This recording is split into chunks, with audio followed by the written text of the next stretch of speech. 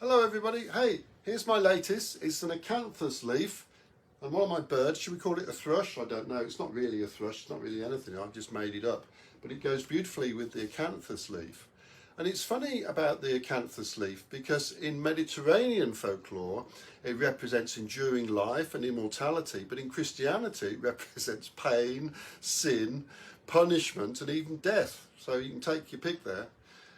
We're familiar with it because of the Corinthian columns, of course.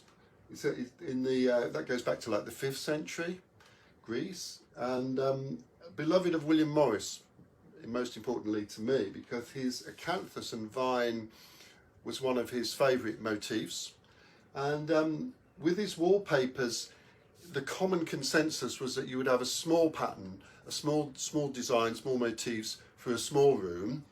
But William Morris contradicted that. He felt that you could have a big motif, like his acanthus leaves, in a small room, and I think he was right. As usual, I've written an accompanying verse, which goes like this.